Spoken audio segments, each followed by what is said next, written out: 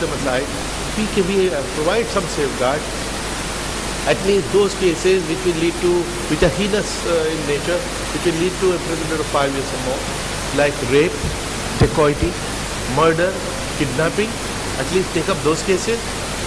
And secondly, these cases should have been filed 6 months before the election, so that if it is politically motivated, you have time to redress. And there is a third safeguard we are providing, that FIR may be false, but take up only those cases where a court of law has framed the charges. The court of law is independent. With these three safeguards, I think we have a good enough case for debarring criminals, but it is yet to see the light of the day. The other reform which we have been demanding is transparency of political funding. All money to political parties should come by check, it should be spent by check, their account should be audited annually by law, and they should be put on the website in the public domain for everybody to see, so that there is transparency. Then the people will know that a company will give 100 crores to a party, and 3 months later party give them some benefit. The quid pro quo will be for everybody to see. Besides that, we have some reform proposal to make election commission even stronger. For instance, it's a 3-member commission. While Chief Election Commissioner can only be removed by impeachment, the other two have not been given this protection. For no other reason except that at the time when the Constitution was promulgated, there was only a single-member commission. Now there are 3 members, so protection to CEC is not to an individual, it is to an institution. Now the institution is 3 people, they deserve equal protection. Because theoretically, the decisions are taken by majority. My 2 colleagues can outvote me 10 times a day, every day, and make me totally ineffective under the pressure of the government, because they can be removed. Now, they therefore also need to be given same protection as the Chief Election Commissioner. There are small symbolic things also, but they matter. For instance, our budget is voted in Parliament, whereas other Supreme Court, CAG, their budget is charged to the Consolidated Fund of India. And in fact, in a recent interview by Karan Thapar, he pointed this out, that even in Pakistan, their election commission has their budget is charged to Consolidated Fund. Basically, this is to show the autonomy. But in any case, I would say this is more of a technical thing which is pending. Now I will mention the recent demand from civil society, particularly Anna group talking of right to recall. And again, Switzerland is quoted, it is happening in Switzerland, why not India? We have it in India also. Punjab has, Jharkhand has. Some panchayat level we already have. So if it happens in one panchayat, can we say that we have it in India? And what is the experience? There was a news item in Hindustan Times 5 months ago, where 10 cases were examined, how this right to recall was used. In 3 cases, the same people came back. In 3 cases, it was the upper caste who were just not happy that the lower caste person had become a sarpanch, and they tried to hound them out. So the system was actually not really working. We feel that it will really destabilize the country, because every loser, instead of going for election petition, will start collecting signatures. Now, if you have won an election and you were voted by 4 lakh people, so how many people can throw you out? More than 4 lakhs? Not 5,000 signatures, not 10,000 signatures. And in any case, even these 5,000, 10,000 signatures are impossible to verify. We know it better than anybody, because for instance, currently we have a case, and we keep getting such cases on our judicial side. A party is split. They both claim that they are the real party, they have more following, and they both produce signatures, and 200 signatures. It is impossible to identify which signatures are bogus out of those 200. How will we verify 50 lakhs or 50,000 signatures or a lakh signatures? So we do feel that right to recall is not an option which we should even look at. But about right to reject, we have a mixed feeling. Our reservation is that we can't have too many elections. As it is, people complain of election fatigue. Some people might say that we are shirking. Our job is to hold elections. We'll be happy to do election every week. But who conducts elections? I said 11 million people. Who are those 11 million people? Teachers, revenue officials, development officials, small petty officials, bank employees, our brothers, sisters, children, and ask teachers. Let them do a referendum of teachers whether they would like to have repeated elections. They come crying. They go to court to get exempted. And if we keep on getting teachers to conduct elections, then who will feed the children? So it's not really easy. The Anna group met us. We had a long, very cordial 2-hour meeting with them, where we mentioned our reservation, and they accepted that right to recall was not possible at all. And about right to reject, they said, but do examine that there is when they found our reservation was too many elections. They said that throw that out of your mind, because there will not be too many elections, because it will have such a deterrent effect that parties will not put up bad candidates. They won't put up the criminals. They won't put up. They won't spend crores of rupees which they are illegally spending, and that will have a deterrent. That is a very interesting proposition, which is why I say that this is a proposal which is worth examining. Finally, I would like to say that among the 2-3 new initiatives which we have recently taken, one is the right to education, where we want to have informed voters. We want to educate the voters, and we have set up a voter education division. We launched a number of programs involving civil society, and I'm very happy to say Mr. Devas from Tamil Nadu, he led the civil society movement against corruption in election. And I was getting on my BlackBerry 300 messages a day from the people, asking, telling us where the money was being distributed. That is the kind of response we want from the people. We were getting complaints here just now. Somebody has come and thrown sarees through our window. Somebody has just slipped an envelope under a door with 3,000, 5,000 rupees. Please come and catch them. That is how we were able to catch 73 crore rupees in the election which we conducted recently. So while we have set up a voter education division, we have set up an expenditure monitoring division. We have very tough measures. We unleash virtually the entire income tax machinery to monitor all this. And as a result, we have been able to control money power substantially. But you know, it is black money that we are encountering, and it is not very easy to do so.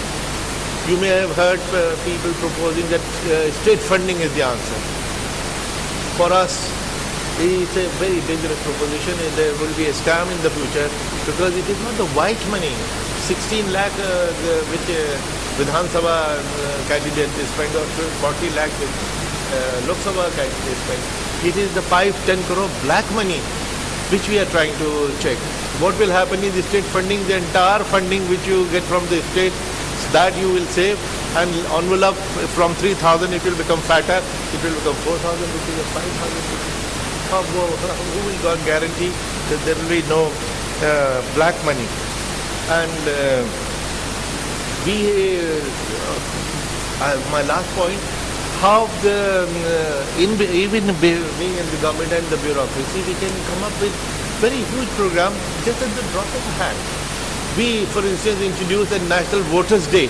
25th January, which is our birth foundation day of Election Commission, has been declared as National Voters' Day. And the idea was born in a meeting like this in Bhubaneswar last year, in September, when somebody from the audience got up and said that 18 years is age to celebrate. It sounds like a good statement. Let's think of celebrating and how. And you know, the scheme which we came up with was that we will start identifying those who will become 18 on 1st of January, because 1st of January is the qualifying day. On 5th of January, across the country, we notified the rolls. Normally, rolls were notified in April, June, July, November, but we did it on 5th of January.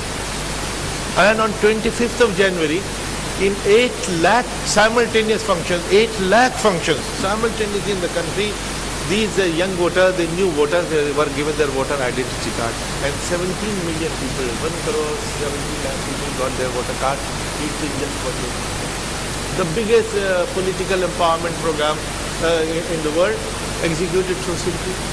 I remember you were mentioning Cabinet Secretary. We wrote to Mr. Chandrasekhar that we have decided to celebrate 5th January as National Voters Day, and please write to state government and other departments to support us.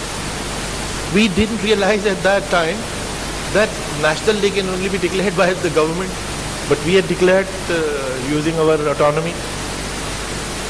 So 1 week before the National Voters Day, we get a query from the Cabinet Secretary that this proposal, your proposal has to come before the Cabinet. Please answer 2 questions. 1, whether it will require a holiday, national holiday. 2, whether how much money will be required. Our answers must have been music to his ear. He said we don't need a holiday and we don't need a single rupee.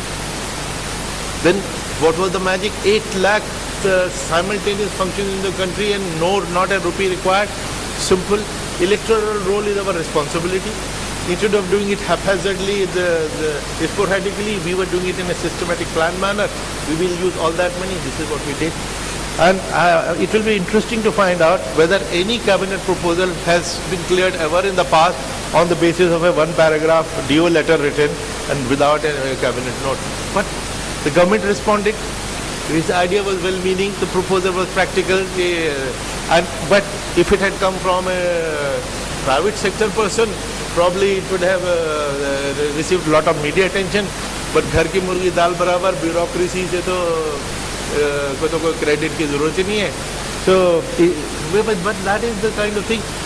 The idea is not to for a pat on my back. The idea is to say that we, in the bureaucracy, 30-40 years of our service, we are able to do things when the atmosphere around, when we have the conducive environment, when there are no bottlenecks and checks and brakes applied. Each one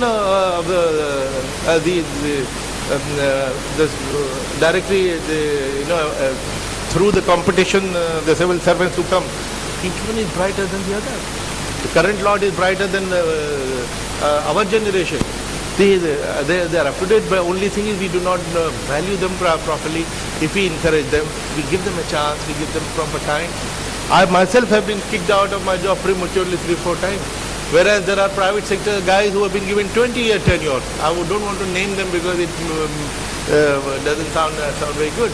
20 years, head of organizations. Obviously in 20 years they will deliver. So give us a stability of 3 years, 5 years, and accountability, the standard which they have developed. I'm sure there is a lot of good thing which is happening to the country. And our democratic institutions which are functioning, they should not be weakened through the kind of movements which we see.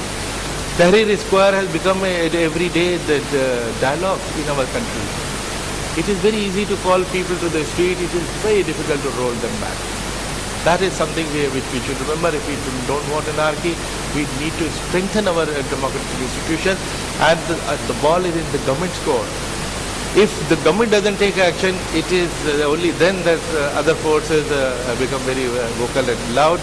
I request the government, I have been pleading with the government to bring up the reform bill immediately this session, and although we were promised by the law minister that it will be brought in this session, but unfortunately I would still give the benefit of the doubt to them that they were made busy with other agenda and had no time to look at our proposal, but maybe in the next session. Thank you, ladies and gentlemen. Thank you, Dr. Qureshi. Our next speaker,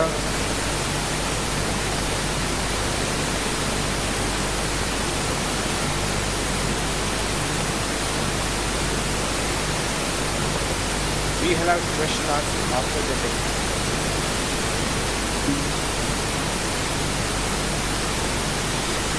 Our next speaker has an institution which has enabled national focus on issues of governance. Sri Satyanand Mishra, Chief Information Commissioner, joined Indian Administrative Service in 1973. He is a postgraduate in English and did his MPhil in Public Administration. He has also earned an MSc in Policy Planning for Developing Countries from the London School of Economics. Mr. Mishra worked for nearly 7 years in the state and central government in the Department of Culture. He is credited for the formulation of cultural policy and implementation of a variety of projects dealing with promotion and conservation of arts, heritage and cultural diversity. The assignments included Secretary of the Department of Culture in the state of Madhya Pradesh, Managing Director of Madhya Pradesh Film Development Corporation, Secretary of the Bharat Bhavan Trust, a highly reputed multi-art center, and Joint Secretary in the Department of Culture, Government of India. Over the years, he has earned vast experience in all areas of urban development, town planning, housing, urban and rural water supply and infrastructure, public health, engineering, and public work by serving in various capacities in the government of Madhya Pradesh. He also served as a managing director of the State Small Scale Industries Development Corporation and Development Commissioner Small Scale Industries in the Government of India.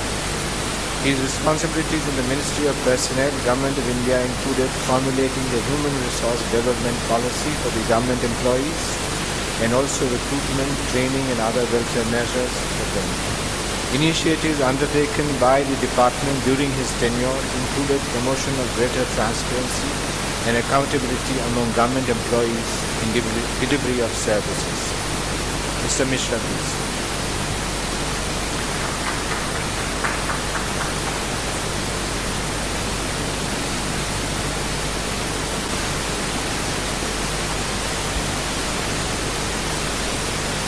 Dr. Qureshi, Dr. Trivedi, Mr. Desai, Mr. Badwar and friends. You have listened to two extremely illuminating talks, one by Dr. Trivedi, who is actually a professor turned